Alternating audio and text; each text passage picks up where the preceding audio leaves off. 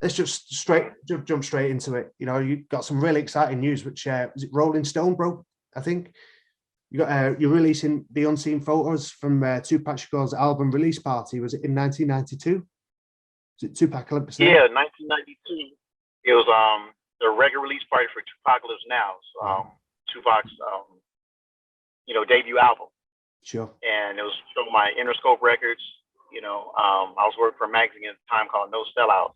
And so they invited, part of the staff of, included me and the publisher and the editor down to the show. Sure. And, I just happened to run into Tupac earlier that afternoon, in Hollywood. I was out, hustling, selling magazines, and I saw him in the bar and I was like, yo, check out this magazine, about hip hop, I got the cover. All right, cool. They gave me a couple of bucks, that was, magazine cost. We sat there and read it. Talked a little bit. He's like, yeah, man, come down to the show. I was like, all right, cool. I don't want to guess this. I'll be there. Sure. I was like, wow, I just ran into Tupac. I better get a camera, I'll shoot this, So I went and got a camera and showed up at the show and, shot the pictures. Wow.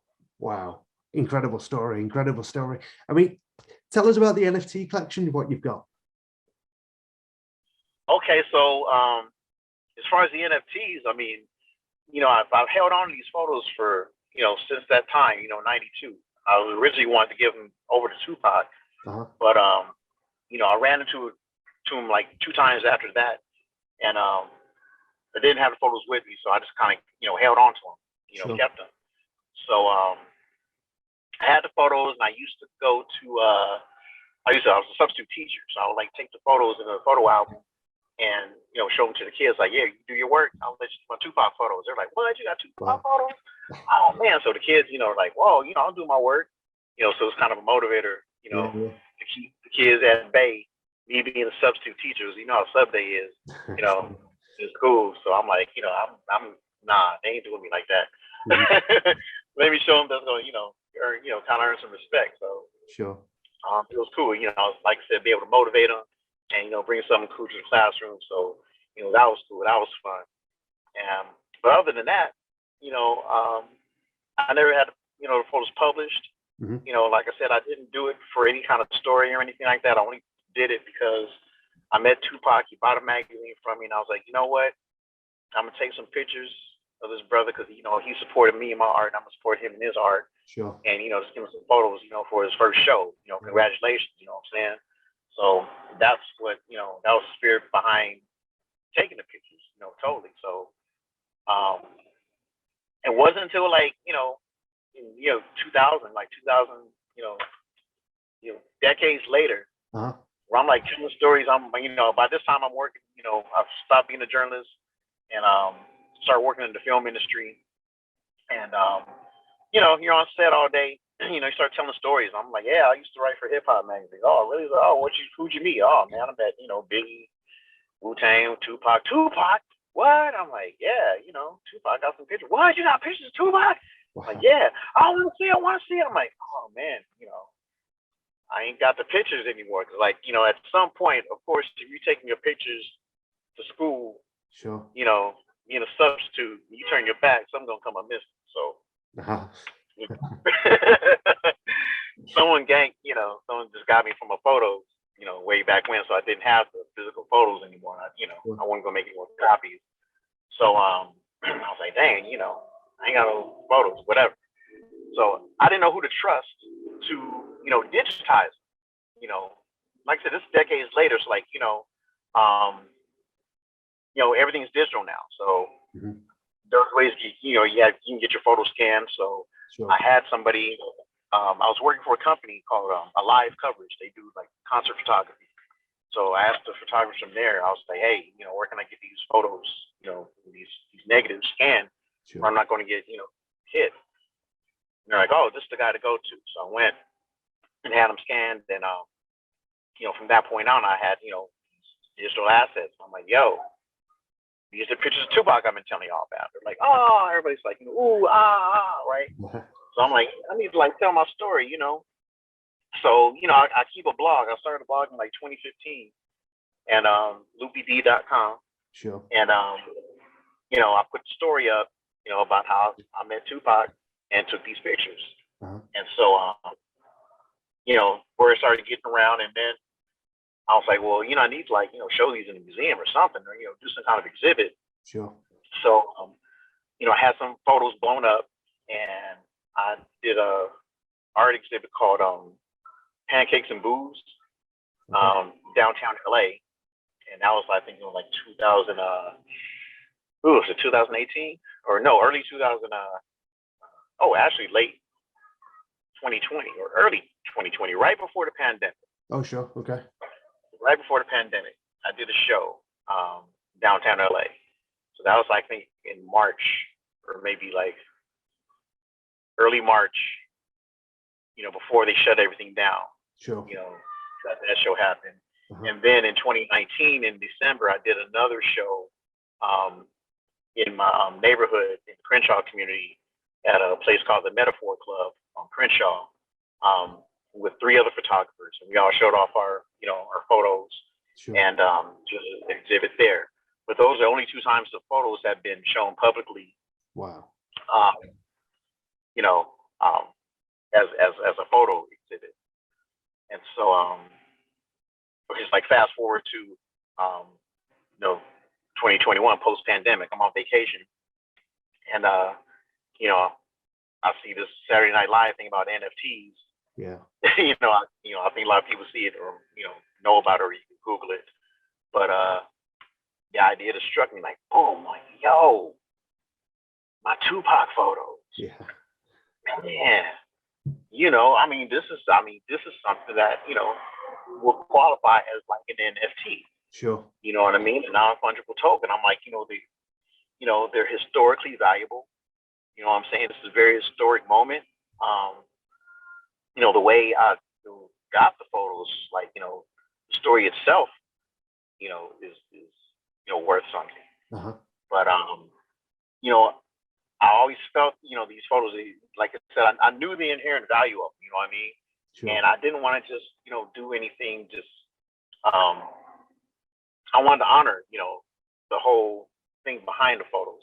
Sure. I didn't want to make it a quick, you know, profit or whatever. At one point, I did license them to a company, Oak Bay. Oak Bay is a sportswear company, and we did a run T-shirts and, you know, sweatshirts. And but other than that, you know, that was it. And then when the NFT came, I was like, well, you know, here's a chance to, like, you know, get the story out there even, you know, further. Exactly. Yeah. And, you know, assess the real value of it, and not only just for myself, but in conjunction with, you know, the NFTs, I'll be giving away, you know, copies of the prints. Sure. And then I'll also be contributing a portion of the proceeds to a charity that's going to benefit Tupac's community where he grew up. Sure. In Marin County, California. So, along with that outright, you know, charitable contribution, like I said, just to honor his legacy and do something good. You know, I also have other, you know, plans to, you know, help my community more. Sure. You know, but yeah, this is a great opportunity. I mean, I think the whole NFT thing is just an amazing, you know, process and resource. For sure. I mean, it's just an amazing story, you know, going from taking the photographs and fast forward a few decades, and now it's like a historical, and you've put it into the modern world, you know, into the NFT world, and, you know, it's out there. People can purchase it. I mean, what made you wait? Like, what made you wait to kind of release these photographs? I know you said you misplaced the hard copies, but what made you wait to release them? Well, like I said, I mean, you know, the transition from analog to digital. Sure. You know, number one, you know, the whole, you know, paradigm shift. You know, when I was in journalism, you know, it was all print. You know, there's no internet. there's no, magazines were like the internet. That's Yeah. where you got your news. You know what I'm saying? You had to read, as physical copy. And so as a result of the change over to digital, all that, paper journalism kind of faded out. So I switched careers. And, like I said, I wasn't really thinking about, I got these Tupac photos. I got to do something with them. I'm like, I got to get a job. I got to eat. You know what I'm saying? It's like, there's, I didn't see, those photos aren't going to feed me, whatever. I wouldn't even, like I said, I wasn't even thinking about it. I wasn't even on my mind. It's like, life went on. Sure. And it wasn't until, I was in work mode and I'm sitting around talking with people and we're telling stories about our past and everything. I'm like, well, hey, I was a hip hop journalist in the 90s. What? Wow. Whoa, what was that like? What did you do? What was that? And, people wanted to hear these stories. They wanted to know about this stuff. I'm like, well, dang, people probably want to see these pictures. Uh-huh. So that's, like I said, when I'll start telling the story more and more people got interested, more people were like impressed, and all these things. I'm like, for me, it's just like, it's like a chapter in my life. It's like something I did, and I moved on to the next chapter, and chapter after that, and chapter after that. Uh-huh. But it's a very significant chapter I found. Sure. So I was like, hey, I guess now's the time. And, I didn't know NFTs were going to be coming around. I didn't know, technology would bring us to this. Uh-huh. But just, growing up in entertainment and just watching the culture, of hip hop, grow and expand, and it's kind of like, it really inspired a wave of entrepreneurship for a lot of people because people in hip hop, hustling. It's like, the stories of hip hop are about survival. You know what I'm saying? It's like, just, coming up under the most, diverse, adverse odds, by any means necessary, innovating and just, using your brain and whatever resources you have to make it. I mean, that's what it's all about. If you really want to get to the heart of hip hop, it's about survival. All the jewels and the cars are just rewards of hustling and staying true to yourself and your art for, what you represent. You know what I mean? Mm-hmm. So, it just, everything aligned at the right time. For sure. And like I said, when you help yourself, I think also in the spirit of hip hop, you want to help your community. Because your community is what raised you, is what nourished you. So you want to give back. So like I said, I didn't want to just have the pictures be like, okay, I'm gonna get my money and run. Sure. You know what I'm saying? I want to be able to do something. So it's like the NFT, these non-fungible tokens, blockchain technology, kind of like wraps all that into one, because it allows me to place a value on assets that I own rather than somebody say, hey, we'll give you this for that. I'm like, no, you give me this for that. Sure. You know what I mean? Exactly. Whatever. And then what you give me, I'm gonna I'm gonna do something with it. So it's like I said, blockchain. I'm just getting on in the beginning. I'm just a beginner at this, but I've read and done so many a lot of research on the possibilities of it all, and so I'm ready to move forward. Once these these NFTs sell. Sure. God willing, and try to develop that space or support endeavors that develop that space and allow other people to learn about it. How it can be utilized to help communities. Sure.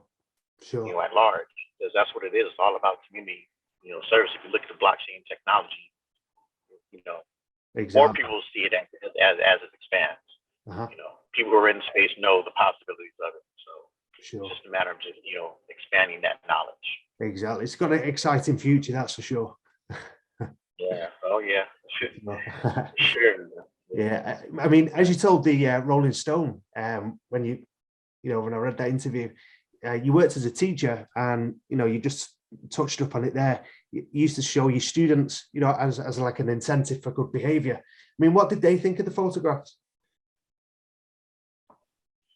I mean, yeah. I mean, it's weird. It's like So I was a teacher. I guess it was like like late '90s, early 2000s. So Tupac was kind of like recently deceased. He was Yeah. killed like mid '90s. So Uh-huh.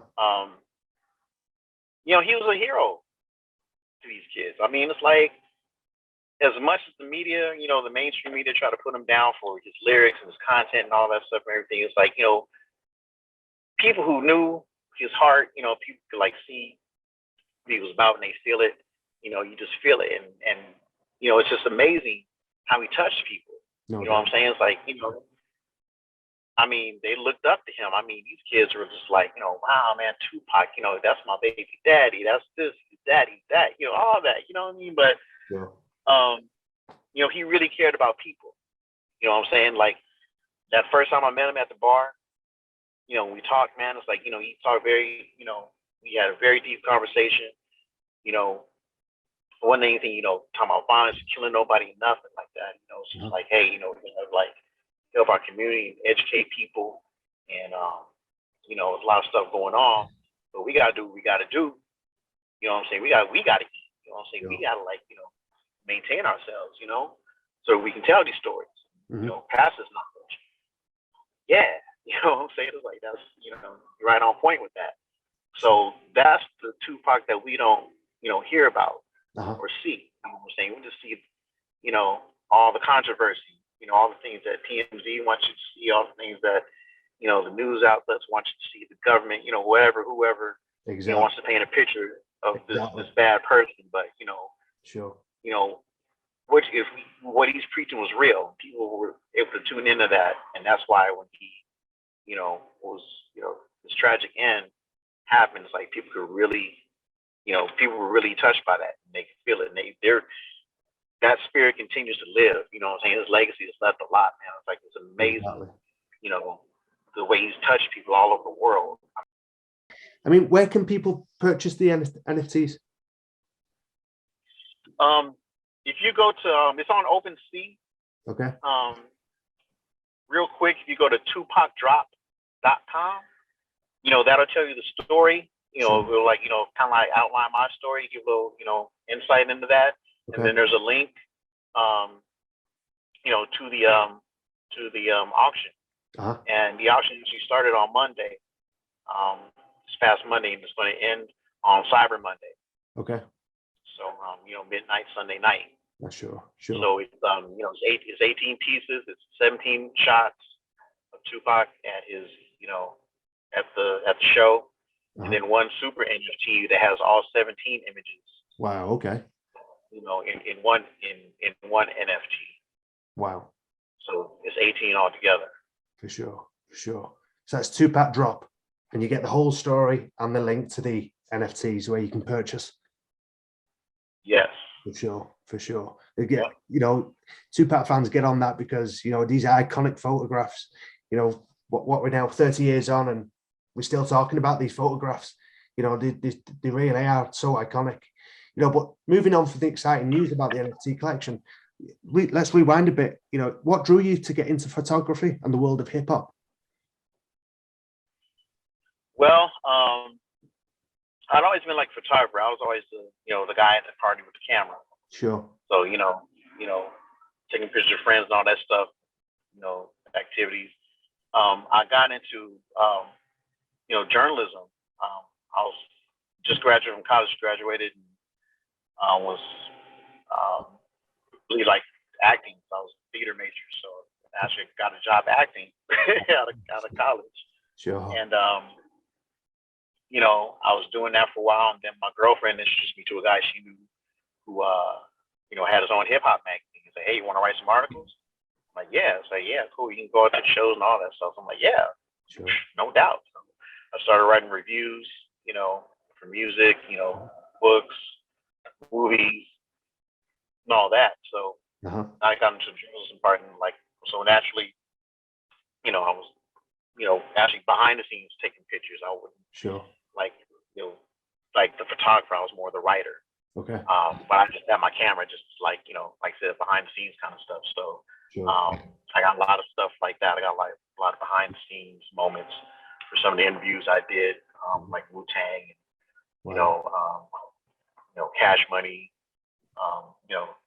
groups like that. So yeah, that's how the photography and journalism kind of tie together. Sure. Was that the No Sellout magazine? I'm sorry? Was that the No Sellout magazine, what you was writing the articles for? Well, no. Well, No Sellout lasted for about a year. Oh, okay. That was like, so that was like from like 91 to 92. And then that magazine folded. And then a year later, the editor from No Sellout started a magazine called Chronic magazine. Chronic with a K. Okay. And that started the same year as Vibe magazine. Wow. And we were like the top, freezing in LA for hip hop. Sure. At the time, pretty much on the West Coast, because we distributed, to our cities on the West Coast, San Diego, San Francisco. Sure. We had outlets in Atlanta, so on the East Coast, Toronto, just wherever we made contacts, we like ship a box. Wow. And, get these scenes, in these different, mom and pop stores, Sure. Things like that. So it was a small press with a large following, and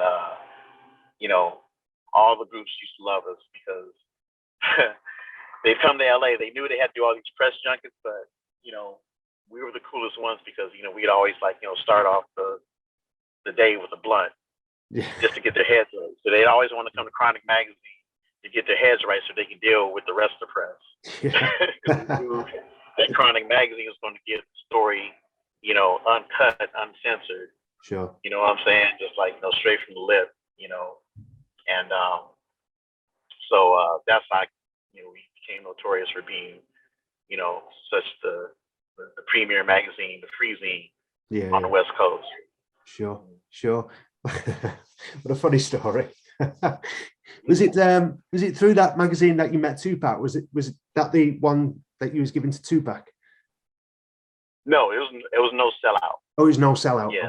I'm with you. Yeah, it was No Sellout. Yeah, that was the first magazine I was writing for. That's where I made my debut as a journalist, hip hop journalist. Sure. And that was in '91. Okay. And after that, I went to Chronic. I also did some articles for Rap Pages, which is Larry Flint's magazine. Yeah. Wrote a few articles for that. I did a review for a group called the Atman Clan. Okay. That was my first article, and that group went on to change their name to Black Eyed Peas. Wow. Okay. Yeah, but yeah, so yeah. So I've had like some adventures and some moments, some highlights in my career. That's unforgettable. And go through them all here. But like I said, now it's like it's like it's just a great time. It's a great time for hip hop in general. I mean, in 2 years we're gonna have the 50-year anniversary of hip hop. Wow. Can you believe it? No. 50 years of hip hop now. That's amazing, isn't it? So, it's amazing, and it's grew so much. Going from what it was when it first started to pretty much everywhere across the globe. It's touched thousands and thousands of people, and it's amazing, isn't it? Oh man, it's the new pop music. Sure. Like you said, it's universal. You can't run away from it. It's everywhere. You can't. Like you said, it's like renegade. Musical genres that everyone's afraid of, and sure. Now all of a sudden everybody wants a piece. For sure. Now, going from meeting Tupac, I mean, what you have touched on it, about when you first met him. Was it April 11th, 1992 was it Prince's Glam Slam the West Club, where you captured the iconic photographs? I mean, can you break down that evening of the release party, if you can? Okay, yeah. It was at Glam Slam West, which is Prince's club. He had one in Minneapolis, and he opened one up downtown LA. Sure. And that club was like the premier spot for hip hop in the '90s. Okay. It's like any acts who came out to perform, they had to hit up, Glam Slam because that's where the hip hop night was really happening. Sure. So that night, it was like invitation only. Kind of crowds. It was just like, it was an industry party. It was like a debut party. Yeah. So they usually invite, just industry people and, friends of, the artists and VIPs, I remember one person I know who was there was the former world record holder for the 400-meter hurdle, Kevin Young. He was there that night.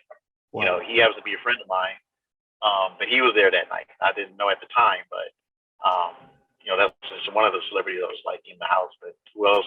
A lot of other people were there too. Sure. But yeah, so I showed up there with the publisher and the editor, and we, the show happened, and I was with my camera, and I'm just like trying to get every angle I can, Yeah. of the show, moving around. So that's it. I mean, it's like, it's almost 30 years ago. It's not a lot I can remember, from that night. So, being able to take the pictures and, just having a good time. Sure. What was the atmosphere like? The atmosphere was hype, man. I mean, It's like, the crowd was loving it. He put on the show. Sure. I mean, think about this. Like, he was a backup dancer for, Digital Underground. Uh-huh. So he learned the value of like using the stage to put on the show. You know what I'm saying? Not just stand up there with a mic and spitting rhymes. You know what I'm saying? He wasn't just a rapper. He was a performer. You know what I'm saying? He had a theater background. You know what I'm saying? It's like he knows he has to engage the crowd. He knows he has to hype everybody up. Sure. You know what I mean? He knows, when to, punctuate certain lyrics with a movement. You know what I'm saying? To make, people go, wow, that was dope. Woo, woo, woo. So he really put on a good show tonight. And everyone was like, dang, everyone was awed at it, Sure. Everyone had a great time. Sure. He seemed to have that throughout his career. Like you said, he started as a backup dancer with Digital Underground, and then, obviously when you went to the release party, he put on a show, like you say, and going to his last recorded concert, I think it was July '96. I think it was the House of Blues concert. That concert is like so energetic, and the way you've just described the release parties, what we watch now on the DVD, the House of Blues performance, it's so energetic. He puts on a show, he interacts with the crowd, so it kind of sounds like he's had that since early on in it, like literally at the start of his career.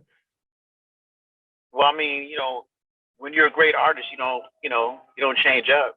Sure. You know what I'm saying? You don't get worse, you get better. Uh-huh. You know what I'm saying? So I'm sure that show, every show, it's like your first show. Every night, when you get on stage, it's a new show. You know what I'm saying? Like from a theatrical background, it's like every night, every show is something different. You got a new crowd, you got a whole new set of people that you're performing for. And whatever the vibe is, you're gonna like feel that vibe. And if you gotta hype it up some more, you're gonna hype it up some more. If you gotta tone it down or whatever, you're gonna as a performer, you're gonna feel out your crowd. Exactly. And give them what they want, you know what I'm saying, or give them what they need. Sure. As a performer, you know what I'm saying? It's like, hey, we here, because different cities, got different personalities. People in LA, they kind of like sit around, kind of chill. Uh-huh. You know what I'm saying? Like, you go to Texas, down south or something, people just hype. You know what I'm saying? I don't know how it is on the East Coast. I'm sure they get hyped too, but I know an LA crowd, we're hard to please. But, you wouldn't leave the crowd, just standing still. Exactly. You never let the crowd stand still in LA. I know that much. I know you would not leave the crowd standing still. Sure. I mean, at the time, Tupac has just released his debut album, Tupac Now. I mean, what was your thoughts when you first heard the album? I mean, I heard the singles just like everyone else. Brenda had a baby. Brenda's got a baby. Sure. And for me, it's like, dang, it's like this brother's really, he's touched on stuff that people ain't talking about. Uh-huh. You know what I mean? At the point, in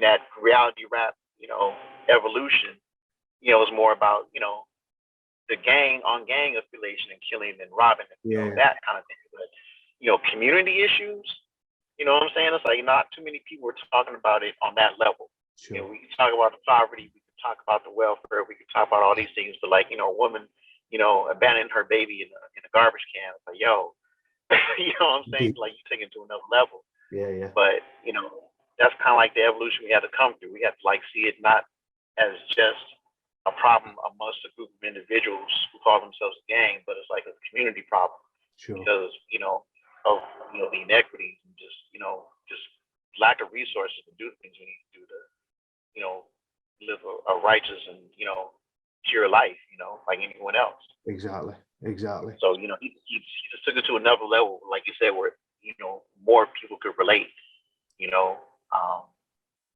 and that was good, to to be able to spark controversy and spark dialogue through Sure. your lyrics, but open people's eyes to what's really going on. But Exactly. that's what leads to change, because if you can't see the wound, how can you treat it? Tupac said, he sparked the mind that would change the world. Sure. So it's no surprise that he was very inspirational to a lot of people over these past few years. Sure. Like I said, he was very prophetic and very open and conscious about the ills of the world, or particularly the ills of what's going on in America. Yeah. And like I said, once he died, people felt that. My kids felt that. What I'm saying? It's like they I can say they love Tupac. Sure. They loved him. I worked in the inner cities, and they loved Tupac. Without a doubt. For the 15 years I was substitute teacher. The majority of those years when Tupac was around, Uh-huh. after his demise, they still, it's like every school I went to, Tupac. It was everywhere. Sure. So and that spirit, it's like like any other person who's fighting for the oppressed, or speaks up for the oppressed. Yeah. Their names are going to be their names going to be held high and Most be an inspiration. What I'm saying, to keep moving, to keep changing. Sure. Exactly. Exactly.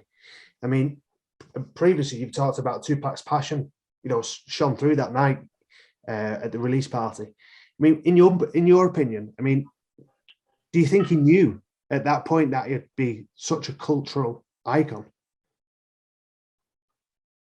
Nah, man, I don't. No. I mean, I say he did. I say he did, but I think when you know something, you just never know how it's going to pan out. Sure. In the end, you move with the intention of being that icon, or being that voice of change. You have that intention, and all of a sudden you have a moment where that intention becomes a reality. Mm-hmm. So once that reality set in for him, that's when he was able to make those, make that call for change. Sure. He had a voice, he had a platform, Mm-hmm. So yeah, he always knew, but like I say, he didn't know how it was going to pan out. He didn't know how it was going to happen. Sure. He didn't know when it was going to happen. But he just rolled with humility. He just kept doing what he was doing and what he was true to and what he knew. And he was guided to where he got to. And just the rest it's about the will of God, that Exactly. things happen the way they did, what I mean? But it was meant to happen. It was meant to be. So No doubt about that. you can't change what was meant to be. Sure. Sure. I mean, did you have any other conversation with Tupac that night? Did I have another conversation with that night? Yeah. Or any other time? Probably that night, I might like give him a pound, like, good show. Sure. I think I might have done that. The other time I saw him was like, it was like a brief passing. It was like another, like, head nod, what's up. Then the third time I saw him, the last time I saw him was at a convention in Atlanta called Jack the Rapper. Oh, and it was like, pretty much convention for like, a lot of industry heads, new people, coming through. And I was there at that convention. I saw him there, and we ran into each other, shook hands, pat on the back. I had another magazine. He bought another magazine off me. Like he's like, oh, let me get that. He asked for it this time, so that was kind of cool. So yeah, I got another magazine and kind of like pieced out and went our separate ways, because it's like a lot of people around. But yeah, each time I saw him, he was always by himself. That's the thing. He didn't have a big entourage. He was usually rolling solo. Sure. Like I said, it was before Juice, was before Death Row, for all that stuff. It was like him, just brand new rapper just coming up, in the game, and like the community was a lot smaller then. You know what I mean? For sure. It wasn't like it is now. It's like you had people rolling around by themselves with their homies. They didn't have big bodyguards and jewels and all that stuff. It was, it's like everybody kind of knew each other. It's like very small degrees of separation between folks who were in that that circle, in that industry. Exactly. So it's surprising, just running into folks and be like, yo, what's up? Good luck. See you next time. Boom. Sure. Wow. I mean, the pictures you took that night, and part of music history and a part of Tupac's legacy. I mean, 30 years later, we still love to, look at them when it pops up online. You posting on social media. We love to look at them. Or like you say, you're showing your students to, as an incentive. Here's my Tupac pictures, and they get buzzed off that. So we do, really enjoy love looking at the pictures still. I mean, having worked in education, I mean, what's your thoughts of the idea of Tupac's writings, poems, lyrics being studied at a higher level education, such as like English lit in universities? Yeah, I heard about that. Well, actually, when I went to study for my MFA. Okay. In a creative nonfiction and poetry, and one of the things I was like, looking for is like, how's rap represented in, academia? Sure. And, that's when I started, looking online. I'm like, oh, they're starting to have, this is in 2013 when I started my program. And at that time, it's like hip hop hadn't even like really started emerging in the college coursework. But in the time that I was doing my master's, it started coming up more and more and more. In literature classes like at Harvard and Yale and Princeton and things like that. And I was like, oh, well, there is a voice for hip hop in academia. So I wrote an article for an online publication called, I can't think of the name of it right now, but it had to do with the crossover of like creative nonfiction writing and rap, and how the common theme in a lot of creative nonfiction narrative is just how Black men are like we all have this preoccupation with death. Sure. I compared Malcolm X's autobiography, compare and contrast with Jay-Z's book and Questlove. Oh yeah. Okay. So I kind of juxtaposed those three books and looked at the themes of like mortality and just how they use their life to tell their stories, from a creative nonfiction perspective, and the use of persona in their narrative, like how they saw themselves in their lives, their narratives. Sure. And just compared civil rights,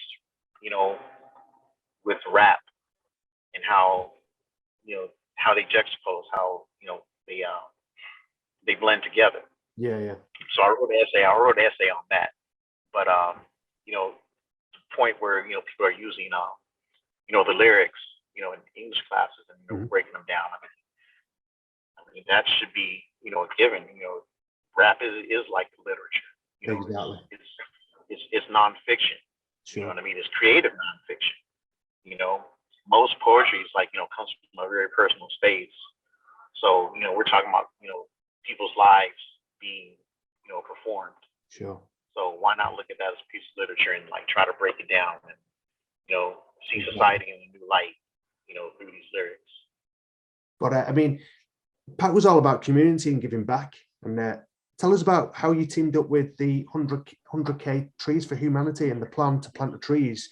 Is it in Tupac's hometown of, is it Marin County? Yeah, Marin County, Sure. in Northern California. Sure. I was hooked up with 100,000 trees through an association, through an associate of mine. Yeah. Like I said, I wanted to make a contribution, to some kind of charity. Okay. With after the sale of the NFTs, I just wanted to do that. So, I've actually researched a few, like in that area, and it seemed like this, okay, this is kind of like, it's unusual, Mm-hmm. but I think, like technology, there are a lot of contributions to that, things like that, but it's not a lot of stuff being contributed to the environment. Sure. And so my associate introduced me to his brother who was like planting trees. I'm like, huh. Wow. You know what I'm saying? It's like, oxygen is like the breath of life, bro. Exactly. You know what I'm saying? Let's really take it down to the basics. Okay. Sure. I'm down with that. You know what I mean? It's like, let's plant some trees. Let's clean up the air in the ghetto. Sure. You know what I'm saying? Let's have some structures for kids to climb up and look at, and you gotta really appreciate trees, bro. Like, I think it's really underestimated, when you live in the city. Sure. You know what I mean? Sure. Nature can do wonders for your psyche. But not only that, I mean, it's just a worldwide thing. We're all trying to save the environment.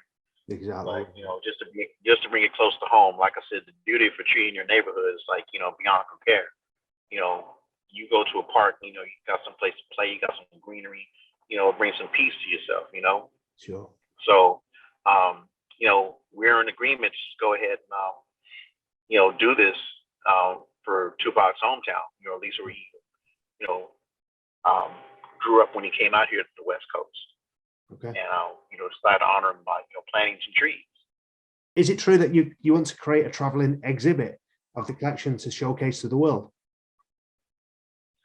I mean, yeah, that's another thing. Like you said, these pictures, are iconic. Mm-hmm. And I think they would inspire a lot of people just to be able to see, Tupac in his prime. Like I said, they've seen him, in all the shine and glory, death row, but it's like, see him, Mm-hmm. Brand new with some busted Jordans on, up on stage, that'd be a treat, for some people. That'd be like, it's very, like I said, it's historical. It's like looking at a piece of history. Sure. Sure. Looking at, before the hype, before the drama, before, everything. Of course. I mean, before we let you go, Loupy, I mean, drop your socials. I mean, where can people get in contact with you? And you on Instagram, Twitter? Yeah, all my stuff's Loupy D, Loupyd, Instagram, Twitter, Snapchat. Yeah, pretty much all the major ones. Loupy D, Loupyd. Website www.loupyd.com. Sure. Yeah, that's where you can get at me.